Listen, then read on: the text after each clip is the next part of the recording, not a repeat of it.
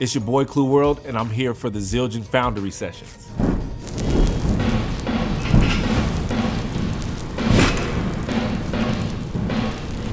The reason why I chose a big setup is to paint a certain picture.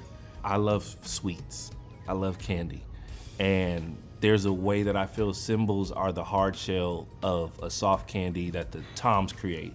And so I just try to make that element make sense around the kit so that you're able to get all those different flavors and medleys and melodics, basically. You know, I just want to give people as much with just, you know, the dynamics of a great company and a great sphere of just, you know, awesome products.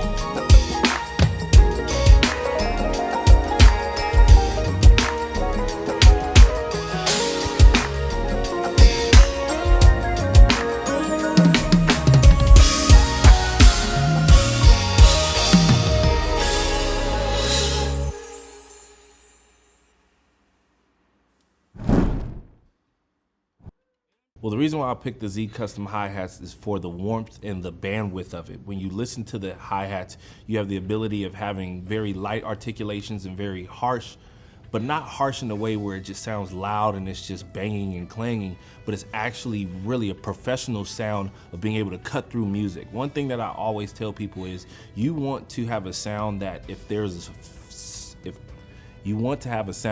sphere and there's a needle that's able to go through that and just puncture that sphere, that's the cutting edge of the Z cymbal to me.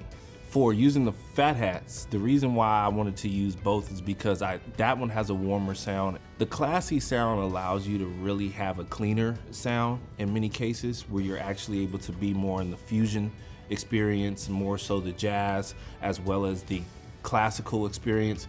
The Z is more so rock, heavy hip hop and stuff like that. And so when you're able to have that differentiation of sound and quality, that to me is amazing. That's the reason why I love Zildjian cymbals. The way that I come up with stacks is being able to create a more substantial element of shock value. You want to be able to, a stack is really like a punch, and it's making sure that that punch is executed in a certain direction.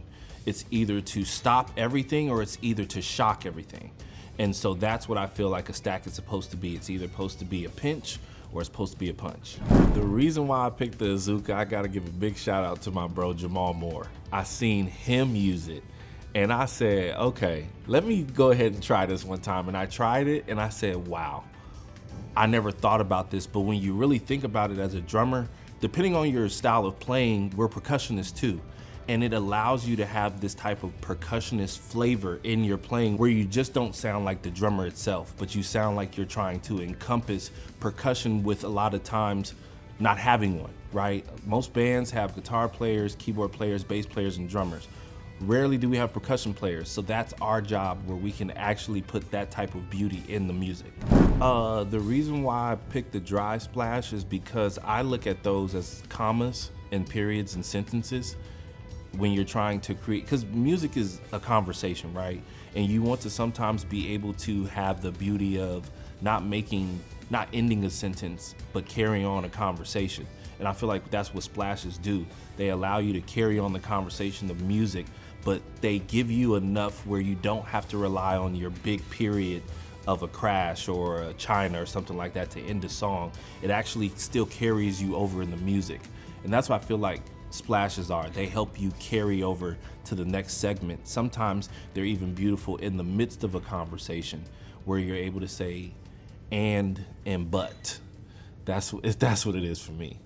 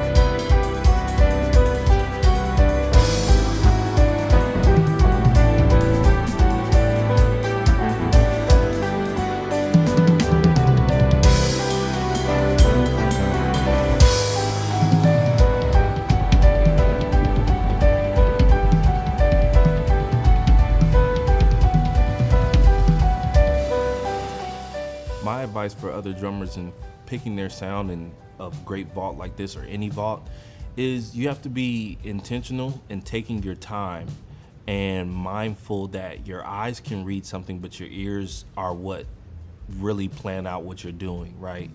I always tell people this: if you were blind, you'd still be able to hear everything that we do in music, right? So you have to really train yourself to let your eyes be your ears and your ears be your eyes. It might sound weird, but if you really pay attention to it, that's the sound that everybody is doing. When people listen to music, they close their eyes. So their ears become everything for them. They become the greatest sense in it all. And really just trying to find your sound and being okay with being different, trying different things out, and not just doing what you see other people doing, but in creating your sound, it doesn't look the same. It doesn't sound the same, but it's as long as it's true to you, and when you walk away from the drums, you feel happy with what you've created, I think you made the best decision there is.